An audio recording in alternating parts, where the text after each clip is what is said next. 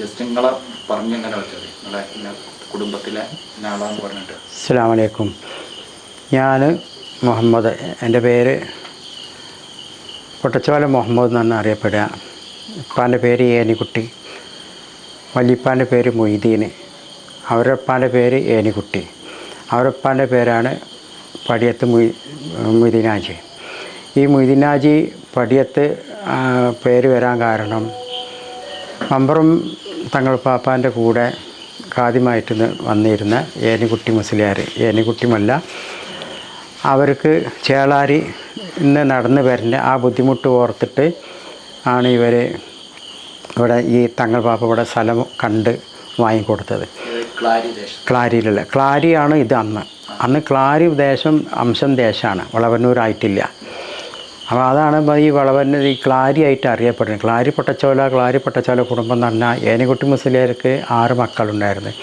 അപ്പോൾ ആ 6 മക്കളിൽ ഒരു മകനാണ് പടിയത്ത് താമസിക്കുന്നത്. ഒരു മകന് ഏഴൂർ, ഒരു മകന് പട്ടർക്കാവിൽ, ഒരു മകന് പിന്നെ ചെല്ലൂർ പള്ളിയിൽ, പിന്നെ 2 മക്കൾ ഇവിടെ നിന്ന് പിടിച്ച് കൊണ്ടുപോയിരുന്നു ബ്രിട്ടീഷുകാർ വാഗൺ ട്രാജഡിയിൽ. അപ്പോൾ കൊണ്ടുപോകുന്ന വഴിക്കുന്ന് വേറെ കുറച്ച് ശക്തിയുള്ള ആളുകൾ പോയിട്ട് അവരെ ഇവിടുത്തെ കാരണന്മാരെല്ലാം കൂടി പോയിട്ട് അവരെ തിരിച്ച് കൊണ്ടുവന്ന്, അല്ലെങ്കിൽ ഇപ്പോൾ ഡ്രാഗൺ ട്രാജഡിയിൽ പെടേണ്ട ആളുകളായിരുന്നു.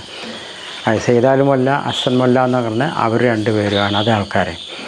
അവരെ പരമ്പര എന്ന് പറഞ്ഞാൽ നോർത്ത് വളവന്നൂർ മാട്ടുപുറം പള്ളിയായിട്ട് ബന്ധപ്പെട്ട അവിടെയാണ് ഇപ്പോൾ ഈ കത്തീബന്മാരുള്ളത്. 35 കത്തീബന്മാർ ആ വകുപ്പിലിപ്പോൾ 35 പള്ളിയിൽ കത്തീബന്മാരായിട്ടുണ്ട്. അപ്പോൾ ഈ പടിയത്ത് ഏനുദ്ദീൻ മല്ല, ഏനുദ്ദീൻ മല്ലൻ്റെ മകനാണ് ഏനിക്കുട്ടി മല്ല, ഏനിക്കുട്ടി മല്ലൻ്റെ മകനാണ് മൊയ്തീൻ, പടിയത്ത് മൊയ്തീൻ. അതുപോലെ തന്നെ അഹമ്മദ്, മൂത്ത മകന് അഹമ്മദ് ഏഴൂർ. പിന്നെ അതെ മല്ലന്മാരായിട്ടാണ്. മല്ലന്മാരായിട്ട് വന്നത് ഈ മദ്രാസിൽ വന്ന ഒരു കോളനി ഉണ്ട് അവിടെ, മഖ്ദൂം കോളനി, ഇന്നും ഉണ്ട്. ആ കോളനി അവരെ കുടുംബ പരമ്പര താമസിക്കുന്ന ഒരു കോളനിയാണ്. ആ കോളനിയിൽ നിന്ന് വന്നതാണ്. പിന്നെ ഈ പള്ളീൻ്റെ നിർമ്മാണം വന്നപ്പോൾ പൊന്നാനിയിലേക്ക് വന്നു. പൊന്നാനി വന്നിട്ട് പിന്നെയാണ് മമ്പുറം പാപ്പൻ്റെ ആവശ്യപ്രകാരം മമ്പുറത്ത് വന്നത്. അപ്പോൾ മമ്പുറത്ത് പാപ്പ ഓരോ സ്ഥലത്ത് പോകുമ്പോഴും അവിടെ സ്ഥലത്തുള്ള ആളുകളെ മൂപ്പന്മാർ ഓരോ സ്ഥലത്ത് കാര്യപ്പെട്ട ആളുകളെ പോയി കാണും. അവിടെയുള്ള ആളുകളെ കണ്ട് അവിടെ ഒരു പള്ളി നിർമ്മിക്കും, അതിന് തറക്കല്ലിടും. അത് പണി കഴിയുന്നവരെ അല്ലെങ്കിൽ ചിലപ്പോൾ തറക്കല്ലിട്ട് അവിടെ നിന്ന് പോരലാണ്. അങ്ങനെ 2 പള്ളീൻ്റെ പണി നടക്കുന്ന സമയത്ത്, ചെറിയ മുണ്ടം പൊന്മുണ്ടം പള്ളി നടക്കുന്ന സമയത്താണ് മമ്പുറത്തെ പാപ്പ ഇവിടെ 2 മാസം താമസമായത്. ഈ താമസമായ സമയത്താണ് അവിടെ ആയിഷ റളിയല്ലാഹു എന്ന് പറഞ്ഞ ഒരാൾ കല്യാണം കഴിച്ചത്. അതിലെ മക്കളും പരമ്പരയൊക്കെ പിന്നെ ഉണ്ടല്ലോ കൂടെ ചേർക്കുക. അപ്പോൾ ഈ ഏനിക്കുട്ടി മുസ്ലിയാർ, ഏനിക്കുട്ടി മുല്ല എന്ന് പറഞ്ഞ ആൾ ക്ലാരിയിൽ നിന്ന് അല്ലാത്ത ചേളാരിയിൽ നിന്ന് നടന്നു വരണം. ചേളാരിയായിരുന്നു താമസം, തിരുരങ്ങാടി, ചേളാരി, അങ്ങനെ താമസമുള്ള ഓരോ കുടുംബങ്ങളൊക്കെ ആയിട്ടുള്ള എവിടെയൊക്കെ പള്ളിയുണ്ട് അവിടെയൊക്കെ നമ്മളെ കുടുംബത്തിൽ ഒരംഗം അവിടെ എന്തായാലും അവിടെ ഉണ്ടാവും മുസ്ലിംമാരായിട്ട്. അവർ നടന്നു വരണം. അപ്പോൾ ഈ നടന്നു വരുന്ന ബുദ്ധിമുട്ട് ആലോചിച്ചിട്ടാണ് മമ്പുറം ഈ പാപ്പ ഈ പടിയത്ത് വീട് വാങ്ങിക്കൊടുത്തത്, വീടും പറമ്പും. അത് മാനുകുട്ടൻ നായർ എന്ന് പറയും. വലിയ മാനുകുട്ടൻ നായർ കോട്ടക്കലുള്ള നമ്പൂരിമാരാണ്. ആ നമ്പൂരിമാരിൽ പിന്നെ കല്യാണം കഴിച്ച ആളുകൾ പിന്നെ നായന്മാരാവും. അങ്ങനെ ഈ നായരിരുന്ന് വാങ്ങിയ വീടാണത്. പഴയ വീട് പടിപ്പര ഉണ്ടായിരുന്നു. പടിപ്പരയും കന്നുകളും പൂട്ട് മത്സരം ഉണ്ടായിരുന്നു. പൂട്ട് മത്സരം ഇങ്ങനെയുള്ള എല്ലാ കളികളും ഒക്കെ ഉണ്ടായിരുന്നു. അവിടെ പഴയ കാലത്തുള്ള എല്ലാ കാര്യങ്ങളും ഉണ്ടായിരുന്നു. വലിയ ആ തറവാടാണ് വാങ്ങിയത്. ആ തറവാട് വാങ്ങിയിട്ട് അതിൽ പിന്നെ മക്കൾ അവിടെ എല്ലാവരും താമസം. പിന്നെ ഏനുദ്ദീൻ മല്ലൻ്റെ മക്കൾ അവിടെ മൊയ്തീനാജി മകന് ഒക്കെ കൂടി എല്ലാം അവിടെ തന്നെ താമസാക്കി. അവിടെ താമസാക്കിയതിന് ശേഷമാണ് ഈ എല്ലാ ആളുകളും പോവും. പുറത്ത് ഗുരുക്കളാണല്ലോ, അക്ഷരം പഠിപ്പിക്കലാണല്ലോ. അപ്പോൾ ഗുരുനാഥക്കന്മാരെല്ലാ പള്ളിയിലും പോയിട്ട് ദർസ് എടുക്കാൻ പോകുന്ന സമയത്ത് വീട്ടിലാരും ഉണ്ടാവില്ല. അപ്പോൾ വീട്ടിലെ ചിലവരും ഒക്കെ എന്താ ചെയ്യുക? അപ്പോൾ അതിന് ഒരു വഴി കണ്ടെത്തിയതാണ് മമ്പുറത്തെ പാപ്പ ഒരു ഓല എഴുതി കൊടുത്തത്, ഈ നെയ്യിൻ്റെ ഓല. നെയ്യിൻ്റെ ഓല എഴുതി കൊടുത്ത് ചികിത്സൻ്റെ ഓല അതല്ല. ചികിത്സൻ്റെ ഓല ഏനിക്കുട്ടി മൊല്ല പരമ്പരയിൽപ്പെട്ട ഇതാണ്. അതിൽ വിഷവൈദ്യമുണ്ട്, മരുന്നുകളുണ്ട്, പിന്നെ അതുപോലെ തന്നെ പല ചികിത്സകളും അന്ന് അവരെ കൂടുതൽ വന്ന അവരുണ്ട്. പാപ്പമാരായിട്ട് കൊടുന്ന അവരെ പുസ്തകങ്ങൾ തന്നെയാണ്, 5-6 കിതാബുകൾ ഉണ്ട്. അല്ല, അത് പരമ്പരയായിട്ട് അവിടുന്ന് കൊടുന്നതാണ്. യമനിൽ നിന്ന് കൊടുന്നതാണ്. യമൻ തരീമെന്ന് ഇതാണ്.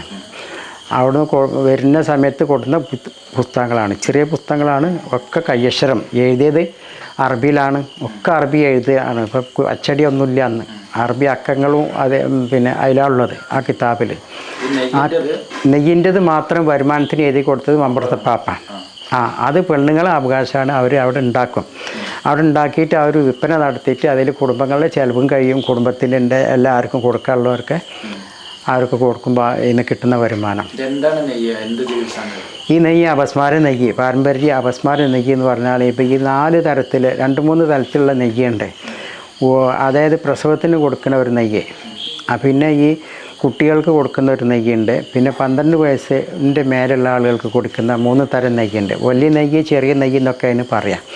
അപ്പോൾ അതിലൊക്കെ എന്താ പറഞ്ഞാൽ ചില മാറ്റങ്ങളൊക്കെ ഉണ്ടാവും, അത്രയേ ഉള്ളൂ. മരുന്നുകൾക്ക് കുറച്ച് എളുപ്പം കൂടിയ സൈസ് ഉണ്ടാവും. കുറച്ച് വയസ്സും പ്രായമൊക്കെ ആകുമ്പോൾ 4-ാം മാസം വയസ്സ് ഉണ്ടാകുന്ന സമയത്ത് സ്ത്രീകൾക്ക് ഗർഭസമയത്ത് കൊടുക്കുന്ന സമയത്ത് ഇത് സമയത്ത് തന്നെ ഇവർക്ക് ഈ അപസ്മാരത്തിൻ്റെ അസുഖം ഇല്ലാതിരിക്കാനുള്ള ഒരു ഇതാണ്. ഈ അസുഖത്തിന് പിന്നെ അവിടെ വന്ന മമ്പുറത്തുനിന്ന് ആളുകളെ ഇങ്ങോട്ട് പറഞ്ഞയച്ചിരുന്നു. മമ്പുറത്ത് വരുന്ന ആളുകളെ ഇങ്ങോട്ട് ഈ നെയ്യിന് വേണ്ടി പറഞ്ഞയച്ചിട്ടുണ്ട്. അപ്പോൾ ഈ മമ്പുറം നേർച്ച നടക്കുന്ന അന്നത്തെ നേർച്ച നടക്കുന്ന കാലത്ത് ഇവിടുന്ന് എല്ലാ വർഷവും ഇവിടുന്ന് പെട്ടി കൊണ്ടുപോയിരുന്നു. ഒരു ഇറച്ചി, ഒരു കലം ഇറച്ചിയും 1 കലം ചോറും. അപ്പോൾ പെട്ടി പോയിരുന്നു. അതിന് പകരമായിട്ട് അവിടുന്ന് ഒരു ഉരുള ചോറ് കൊടുക്കും. അപ്പോൾ അങ്ങനെ ഒരു 7 കുടുംബങ്ങളിൽ പെട്ട ഒരു കുടുംബമാണ് പൊട്ടച്ചോല കുടുംബം. 7 വരവുകളായിരുന്നു അന്ന് ഉണ്ടായിരുന്നത്. ഒന്ന് പൊട്ടച്ചോല കുടുംബമാണ്. അപ്പോൾ അതിൽ ആ വർക്കത്തിന് കൊടുക്കുന്ന ഒരു ഉരുളൻ്റെ അവകാശികളാണ്. അതിന് തുടർച്ച എന്ന് പറഞ്ഞിട്ടുണ്ടെങ്കിൽ അത് ഒരുപാട് പിന്നെ മൊയ്തീനാജിൻ്റെ കാലം വരെ ഉണ്ടായിട്ടുള്ളൂ. അത് എന്നുവെച്ചാൽ ഒരു 100 വർഷം 110 വർഷം. ഇപ്പോൾ ഇവിടെ 300 വർഷത്തിലേറായി ഇപ്പോൾ നമ്മളവിടെ താമസമായിട്ട് ഈ പടിയത്ത്. മൊയ്തീനാജി മരിക്കണ ഇപ്പോൾ 2 തലമുറ എന്ന് വെച്ചാൽ ഒരു 130 വർഷം മുമ്പാണ്.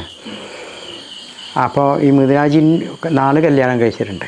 ആ 4 കല്യാണം കഴിച്ച സ്ഥലത്തും ഓരോ പള്ളി ഉണ്ടാക്കിയിട്ടുണ്ട്. മാട്ടൂറം പള്ളി, വളവന്നൂർ നോർത്ത് പള്ളി, പിന്നെ അതുപോലെ തന്നെ വളവന്നൂർ ജുമാഅത്ത് പള്ളി. വളവന്നൂർ ജുമാഅത്ത് പള്ളിയാണ് ആദ്യം ഉണ്ടാക്കിയത് ഈ മൊയ്തീനാജി.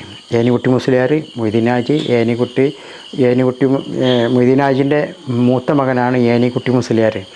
അതിലുള്ള മക്കളും പിന്നെ മറ്റുള്ള മക്കളും എല്ലാം കുടുംബങ്ങളും എല്ലാം കൂടി ചേർത്തിട്ടാണ് അവിടെ ആ സ്ഥലം വാങ്ങിയത്. അപ്പോൾ 1 ഏക്കർ സ്ഥലം വാങ്ങിയിട്ട് അന്ന് അവിടെ ഒരു കല്ലൊട്ടിജി മാത്രമേ ഉണ്ടായിരുന്നുള്ളൂ.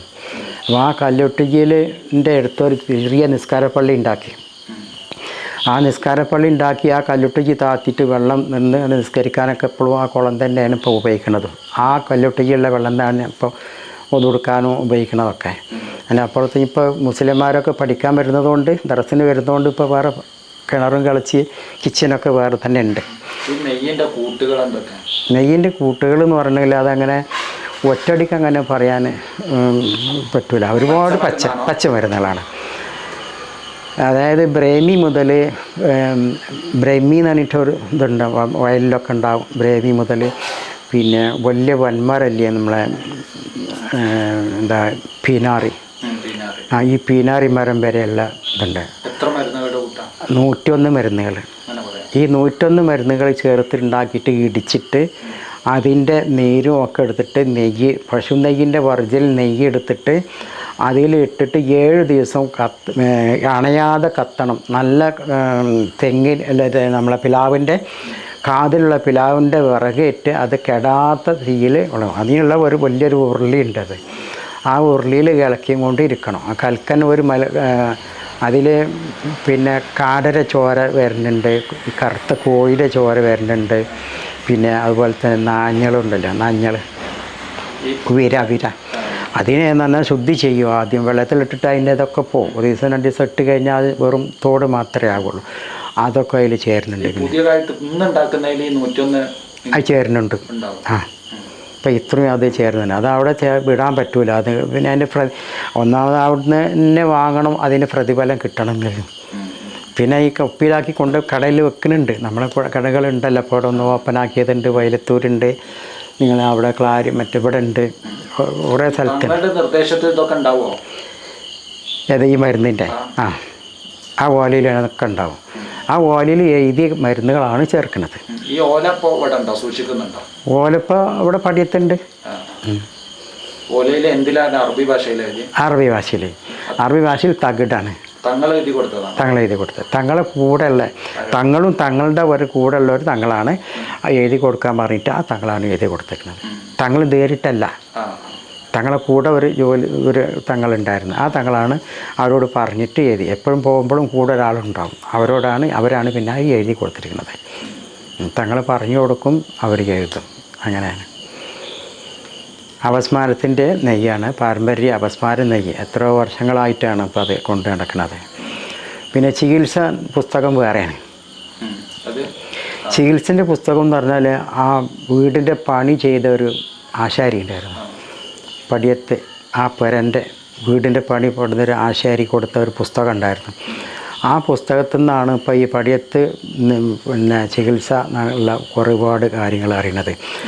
അല്ലാണ്ട് ഈ വിഷചികിത്സയും മന്ത്രചികിത്സയും ഉറുക്ക് ഐക്കല് ഇങ്ങനെയുള്ളതൊക്കെ എന്ന് പറഞ്ഞാൽ ഏനിക്കുട്ടി മുസ്ലിയാരുടെ അവരുടെ പരമ്പരയിൽപ്പെട്ടതാണ്. മൂത്ത മകൻ വ്യത്യസ്ത രീതിയിലാണ്. ആ കിതാബ് ഇപ്പോഴും സൂക്ഷിച്ചിട്ടുണ്ട്. കുറേ കാലം എൻ്റെ അടുത്തുണ്ടായിരുന്നു. ഇപ്പോൾ അത് അവിടെ മദീനാജി എന്ന ആളടുത്താണ്. അറബി. ഒക്കെ അറബിയാണ്. അറബി മലയാളം കുറച്ച് വാങ്ങളേ ഉള്ളൂ. ഒക്കെ ഒറ്റമൂലികളാണ്. പിന്നെ ഈ ഓരോ ഖുർആനിലുള്ള ആയത്തുകളും സൂറത്തുകളുമാണ്. പിന്നെ അതിലെ അക്കങ്ങളാണ്. ഓരോ പിന്നെ വാചകത്തും ഓരോ ചികിത്സക്കും ഓരോ അക്കങ്ങളും ഉപയോഗിക്കുന്നുണ്ട്. കള്ളിയൊക്കെ വരച്ചിട്ടുള്ള അക്കങ്ങളാണ് കൂടുതലും ഉപയോഗിക്കുന്നത്. അപ്പോൾ അന്നത്തെ ഒരു ചികിത്സയുടെ പരമ്പരയാണ്. അതെ. ഈ പുസ്തകങ്ങൾ പോയാൽ കാണാൻ പറ്റുമോ?